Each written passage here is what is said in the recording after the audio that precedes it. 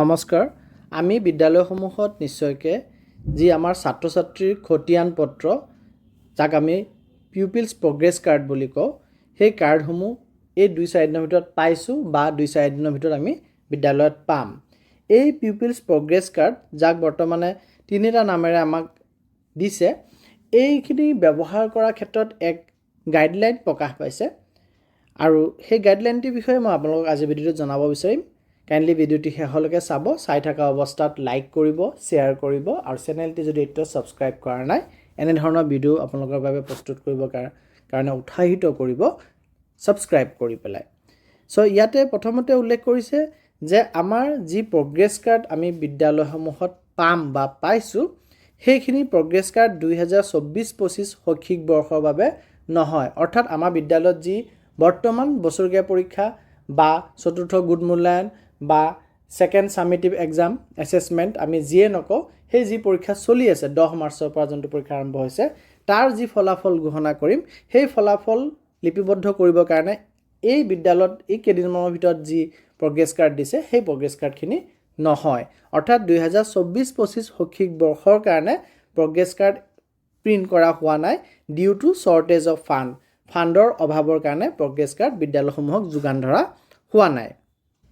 গতিকে আমাৰ বিদ্যালয়বোৰৰ এটা কৰণীয় ইয়াত উল্লেখ কৰিছে বিদ্যালয়বিলাকে কি কৰিব লাগিব যে সেপাৰেট ৰেকৰ্ড বুকছ ৰাখিব লাগিব ছাত্ৰ ছাত্ৰীসকলৰ প্ৰগ্ৰেছ ৰেকৰ্ড কৰিবৰ কাৰণে আৰু তাত আমি যাতে ছাত্ৰ ছাত্ৰীসকলৰ প্ৰগ্ৰেছ প্ৰত্যেকজন ছাত্ৰ ছাত্ৰীৰ এগেইনষ্টত আমি ট্ৰেক কৰিব পাৰোঁ গতিকে আমাৰ যোনটো ৰিজাল্ট বুক সেই ৰিজাল্ট বুক আমি ৰাখিব লাগিব আৰু আমাৰ নিশ্চয় সব বিদ্যালয়তে ৰিজাল্ট বুক আছে ইয়াতে আৰু এটা কথা উল্লেখ কৰিছে যোনটো মে দি পেলাই কৈছে অৰ্থাৎ স্কুলে ইচ্ছা কৰিলে কৰিব পাৰে হেতু হল যে যেটো পঞ্চম মান শ্ৰেণী আৰু অষ্টম মান শ্ৰেণীৰ ছাত্ৰ ছাত্ৰীসকল অইন বিদ্যালয়লৈ পাছ কৰি গুচি যাব তেওঁলোকৰ কাৰণে আমি যি 25-26 বৰ্ষৰ কাৰণে প্ৰগ্ৰেছ কাৰ্ড বিদ্যালয়ত পাইছোঁ আগন্তুক শৈক্ষিক বৰ্ষৰ কাৰণে বিদ্যালয়ত পাইছোঁ সেই প্ৰগ্ৰেছ কাৰ্ডখিনিকে আমি চলিত শৈক্ষিক বৰ্ষৰ পঞ্চম মান শ্ৰেণী আৰু অষ্টম মান শ্ৰেণীৰ ছাত্ৰ ছাত্ৰীসকলৰ ৰিপৰ্ট বনাবৰ কাৰণে ব্যৱহাৰ কৰিব পাৰোঁ যদি আমি ইচ্ছা কৰোঁ আৰু তাৰ লগতে উল্লেখ কৰিছে যে অইন ছাত্ৰ ছাত্ৰীসকলকো আমি ৰিপৰ্ট কাৰ্ড দিব লাগিব ৰিপৰ্ট কাৰ্ড কেলৰ কাৰণে এৰেঞ্জ কৰিব লাগিব বা আমি এৰেঞ্জ কৰিব পাৰোঁ লাগিব নহয় মে অলসো এৰেঞ্জ বুলি উল্লেখ কৰিছে অৰ্থাৎ আমি ইচ্ছা কৰিলে ৰিপৰ্ট কাৰ্ড এৰেঞ্জ কৰিব পাৰোঁ আৰু তাৰ কাৰণে আমি ফাণ্ড ক'ৰ পৰা ব্যৱহাৰ কৰিব পাৰিম আমাৰ যি স্কুল গ্ৰান্ট আমাৰ বিদ্যালয়ত যোগান ধৰা হয় স্কুল গ্ৰান্টৰ পৰা আমি ফাণ্ড ব্যৱহাৰ কৰি পেলাই অইন ছাত্ৰ ছাত্ৰীসকলৰ কাৰণেও আমি যদি ইচ্ছা কৰোঁ তেতিয়াহ'লে ৰিপৰ্ট কাৰ্ড প্ৰস্তুত কৰি ল'ব পাৰোঁ আৰু পঞ্চম আৰু অষ্টম মান শ্ৰেণীৰ কাৰণেতো কৰাটো আৱশ্যকীয় হয় যেটো তেওঁলোক বেলেগ বিদ্যালয়লৈ যাব সেইকাৰণে তেওঁলোকৰ কাৰণেও আমি এই স্কুল গ্ৰান্টৰ পৰা আমি ৰিপৰ্ট কাৰ্ড বনাব পাৰোঁ অন্যথা আমি 25-26 বৰ্ষৰ ৰিপৰ্ট কাৰ্ড আমাক যি বিদ্যালয়ত যোগান ধৰা আছে তাৰ পৰা আমি ইচ্ছা কৰিলে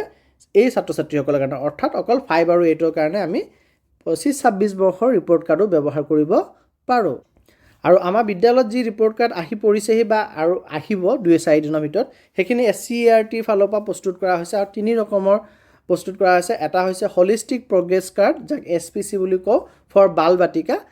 বাটিকাৰ কাৰণে অৰ্থাৎ ক শ্ৰেণীৰ কাৰণে মেইনলি এই হলিষ্টিক প্ৰগ্ৰেছ কাৰ্ড প্ৰস্তুত কৰা হৈছে য'ত 8টা পেজ থাকিব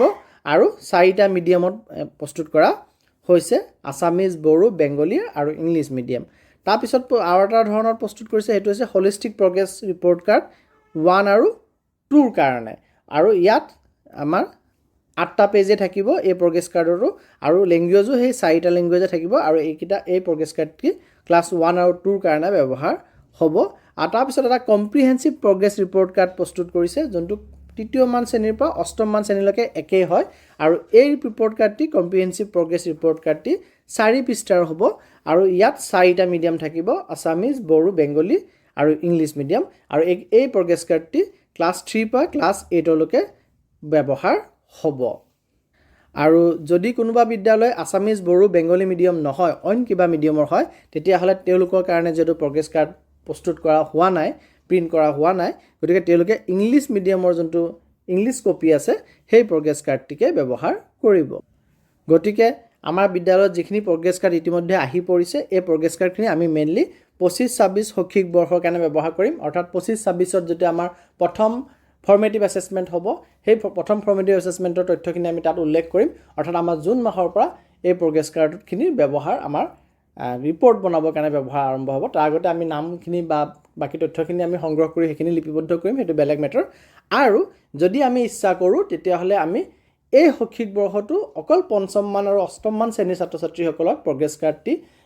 আগন্তুক বৰ্ষৰ প্ৰগ্ৰেছ কাৰ্ড ব্যৱহাৰ কৰি পেলাইও তেওঁলোকক আমি ৰিজাল্ট ডিক্লেয়াৰ কৰিব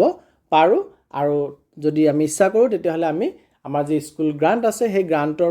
ধন ব্যৱহাৰ কৰি আমি প্ৰত্যেকগৰাকী ছাত্ৰ ছাত্ৰীৰ কাৰণে প্ৰগ্ৰেছ কাৰ্ড তৈয়াৰ কৰিব